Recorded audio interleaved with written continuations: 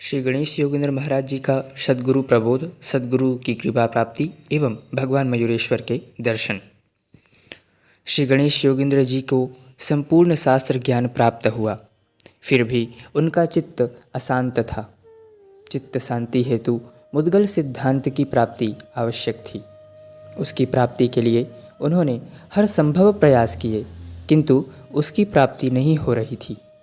इससे श्री गणेश योगेंद्र महाराज जी निराश हुए। ग्रंथ प्राप्ति के सभी मार्ग बंद हुए थे। अब श्री चरणों में प्रार्थना करते हुए उन्होंने यह प्रार्थना की और इसके अलावा अन्य कोई भी उपाय उपलब्ध नहीं है। इसे जानकर उन्होंने श्री गणराज प्रभु से प्रार्थना की कि सबकी आशाओं की पूर्ति करने वाले हे दयालु स्वानंदनाथ, मैंने हर प्रकार से सभी प्रयत्न किए, किंतु मुझे मुद्गल पुराण की प्राप्ति नहीं हो सकी। इससे मेरा चित्त अशांत हुआ है। लौकिक साधनों अर्थात अन्य स्तोत्र पाठ आदि से कोई लाभ नहीं है। अतः आप मुद्गल पुराण की प्राप्ति के लिए मेरा मार्गदर्शन करें। आध्यात्मिक क्षेत्र में प्रार्थना को महाअस्त्र कहा गया है। अब आपके सिवा कौन मेरा मार्गदर्शन करेगा? इस प्रकार श्री योगेंद्र जी श्री गणराज प्रभु की प्रार्थना कर रहे थे। आँखों से आंसुओं की धारा बह रही थी। प्रार्थना वे करते हुए उनका मन भाव विभोर हो गया। उन्होंने अश्रु धाराओं से भगवान के चरण का अभिषेक किया। तीव्र लगन से भरी यह प्रार्थना प्रभु श्री गणराज के हृदय को छू गई। उसके अनुसार आश्वासन युक्त निर्माल्य दूर्वा भगवान श्री गणेश की प्रतिमा के दक्षिण पार्श्व से गिरकर श्री योगेंद्र जी के हाथों में आ गई। तदंतर प्रभु श्री गणराज ने साक्षात दर्शन दिया तथा आलिंगन देकर वचनपूर्वक कहा, निराश मत होना, तुम्हारी अभिलाषा पूरी होगी। शीघ्र ही तुम्हें मुद्गल पुराण की प्राप्ति होगी। उनके अनुसार उनकी सहायता से गणेश धर्म स्थापना करो। और इस प्रकार प्रत्यक्ष दर्शन देकर श्री गणराज प्रभु अंतर्ध्यान हो गए।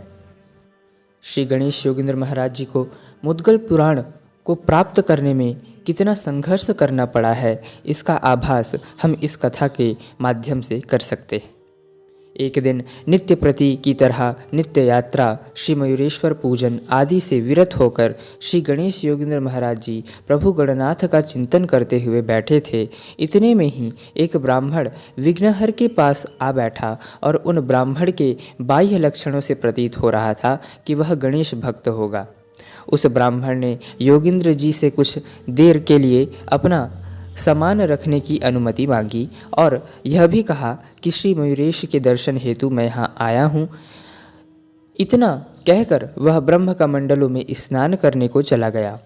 कुछ देर के बाद वह जब वापस आया तो उसने पूजन सामग्री निकालकर वहाँ पर जब पूजा आदि के अंतर उन्होंने उच्छिष्ट गंध तिलक धारण किया।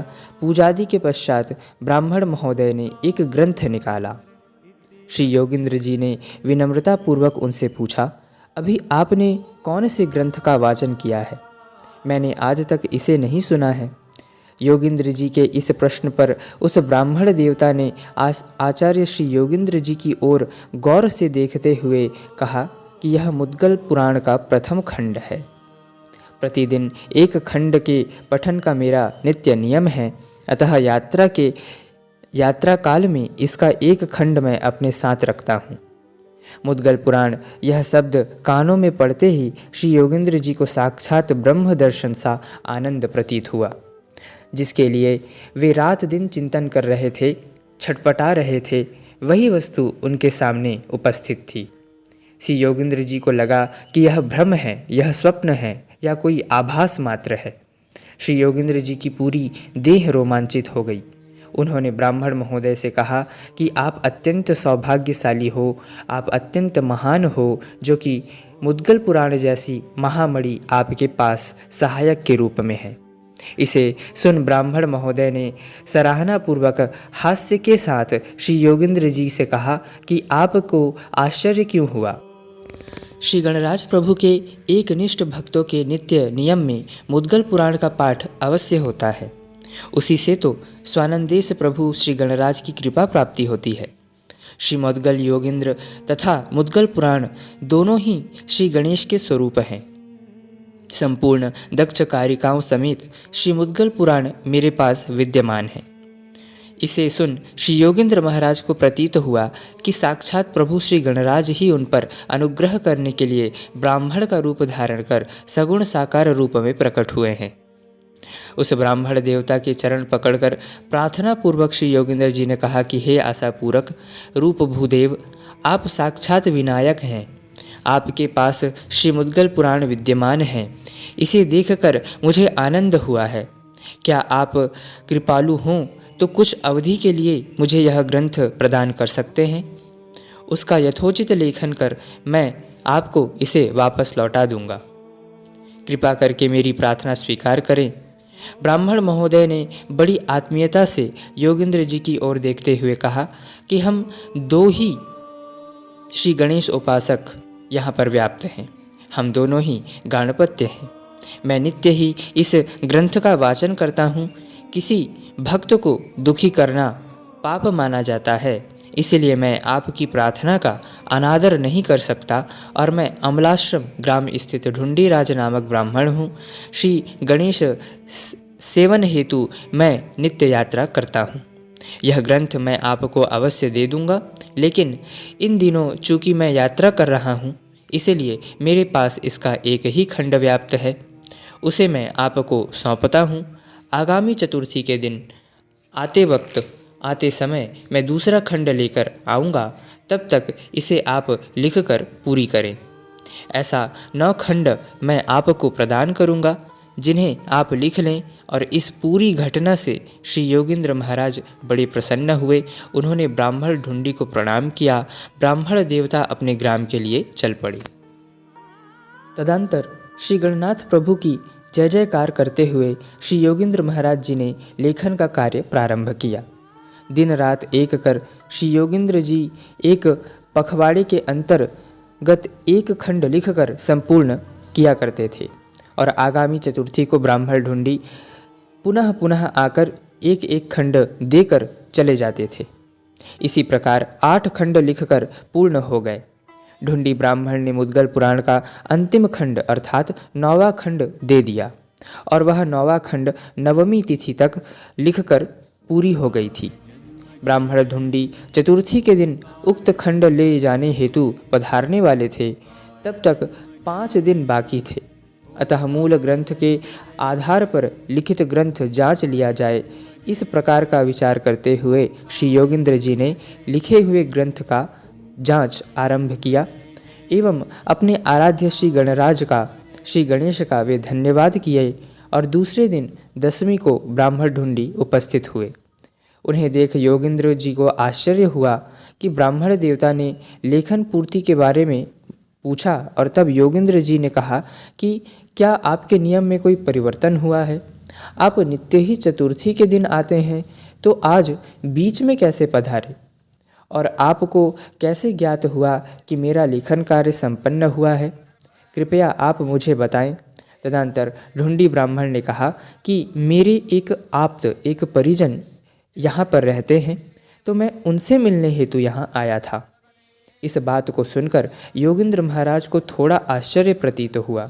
उन्होंने कहा कि आपके कोई परिजन यहाँ रहते हैं और मुझे पता ही नहीं। तब ऐसा कहते हुए योगींद्र जी ने ढूंढीराज का हाथ पकड़ा। तब ढूंढी ब्राह्मण रूपी श्री गणेश ने यह जान लिया कि अब कहीं नहीं जाया जा सकता और इन्होंने मुझे पहचान लिया है, इन्हें मुझ पर संदेह हो गया है। तब उन्होंने श्री योगींद्र जी का हाथ छुड़ाकर एक ज्योति का रूप धारण कर श्री मयूरेश्वर की मूर्ति में वे प्रविष्ट हो गए और समा गए। तब यह बात जानकर कि श्री गणेश ही ढूंढी ब्राह्मण के रूप में आए थे, तब उन्होंने श्री मयूरेश्वर पर थोड़े रुष्ट हुए और कहा कि हे गजानन, आपने मुझे साक्षात दर्शन क्यों नहीं दिया? किंतु थोड़ा ठहरकर उन्होंने सोचा कि मुझे प्रभु से रुष्ट नहीं होना चाहिए। मुद्गल पुराण के ज्ञान को प्राप्त करने के लिए तड़प रहे अपने भक्त की सहायता करने हेतु स्वयं मुद्गल पुराण मुझे देने हेतु वे आए थे। इसके लिए मुझे प्रसन्न होना चाहिए। तब अत्यंत प्रेमानंद में डूबकर श्री गणेश जी अपने मुखों से 8 श्लोकों में वे भगवान श्री गणराज की स्तुति करने लगे, जिसे श्री विघ्नेश अष्टक स्तुति के नाम से जाना जाता है, और इसका पाठ प्रत्येक गाणपत्य को करना चाहिए, ऐसा विधान है।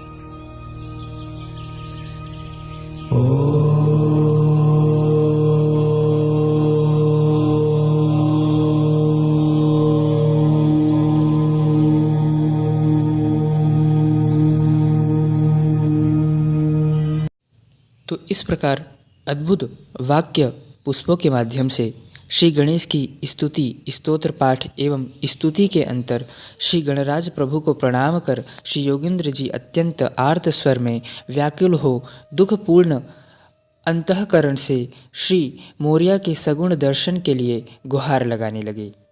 उन्होंने कहा कि हे करुणा सागर स्वानंदनाथ, क्या आपका प्रेम रूप सागर सूख गया है? हे ढूंढीराज, 10 बार आकर आपने मुझे ग्रंथ प्रदान किया। मुझसे ऐसा कौन सा अपराध हो गया जो आप माया के आवरण से निज रूप प्रदर्शित नहीं किए और आपने अपने रूप का मुझे दर्शन नहीं कराया? भूदेव के रूप में पधारे थे। निरंतर उपासना करते हुए भक्त जब भगवान के समीप पहुंचता है, तभी उसमें भगवान से भी प्रेम पूर्वक शब्दों में जवाब मांगने की सामर्थ्य उत्पन्न होती है। भक्त और भगवान के बीच यह जो कहा सुनी है और जो यह कुछ नहीं पराभक्ति का ही द्योतक है। तदंतर अपने परम प्रिय भक्त श्री मुद्गलाचार्य के अवतार श्री गणेश योगींद्र जी को अपने संपूर्ण वैभव समेत श्री विग्रह से ज्योति रूप में प्रकट हुए, मूसकारूढ़ दिव्य अष्टगंध एवं सिंदूर धारण किए हुए, कुंडलों समेत नवरत्नों की विविध मालाएं परिधान किए हुए, पास अंकुशधारी सिद्धि बुद्धि तथा मोद प्रमोद सहित श्री स्वानंद देश प्रभु ने श्री योगींद्र जी को अपना दर्शन प्रदान किया। दर्शनांत में श्री गणेश योगींद्र जी को जिस हर्ष का अनुभव हुआ, उसका वर्णन कैसे किया जा सकता है? सत्य है, भक्त और भगवान के मिलन के आनंद की अनुभूति जिन्होंने स्वयं पाई हो, वे ही उसका यथार्थ वर्णन कर सकते हैं। तदंतर श्री स्वानंद देश ने श्री योगींद्र जी के सिर पर प्रेम पूर्वक अपना हस्त कमल फेर कर उनसे कहा कि हे योगींद्र, आप मेरे सखा हैं, मेरे प्रेम के लिए पूर्णतया सुयोग्य हैं, आप मेरे ही अंश हैं। हम दोनों एक होते हुए भी लौकिक दृष्टि से भिन्न हैं, इसलिए अब आप मुद्गल पुराण पर भाष्य करें। गणेश प्रस्थान त्रय अर्थात गणेश अथर्व शीर्ष एवं गणेश गीता पर आप भाष्य लिखें और गणेश पुराण अंतर्गत विद्यमान गणेश सहस्त्र नाम स्तोत्र पर एवं ब्रह्मणस्पति सूक्त पर आप भाष्य एवं अपनी टीका लिखें और यह कार्य करते हुए गाणपत्य दर्शन को यथार्थ एवं यथाशास्त्र रूप में प्रकाशित करें। भारतवर्ष के गणेश तीर्थों का संवर्धन करें। गणेश अद्वैत भक्ति का प्रचार प्रसार कर पुनः श्री मयूरेश्वर क्षेत्र लौट आएं। मेरे आदेश से आप अनगिनत जनों का उद्धार करेंगे। इस तरह योग मार्ग की सहायता से आप 228 वर्ष मेरे निकट निवास करेंगे। तत्पश्चात माघ दशमी सोमवार के दिन यह जड़ देह निश्चल हो जाएगी तथा परम ज्योति रूप में मेरे भीतर आप समाहित हो जाएंगे। यह कहकर श्री मयूरेश्वर अंतर्ध्यान हो गए और उसी दिन से श्री योगींद्र जी को श्री गणेश के वरदान स्वरूप ध्यान सिद्धि, योग सिद्धि तथा अणिमादि अष्ट सिद्धियाँ प्राप्त हो गई। तदंतर श्री गणराज प्रभु के आदेश से उन्होंने गणेश दर्शन विषयक सांप्रदायिक प्रसंग में ग्रंथ रचनाएं की। इस प्रकार आज हमने गणेश योगेंद्र महाराज जी के इस परम पवित्र जीवन चरित्र के एक अंश को सुना। आगे भी इसी प्रकार हम उनके विविध जीवन के पहलुओं पर चर्चा करते रहेंगे। तब तक के लिए जय गजानन, श्री गणेश।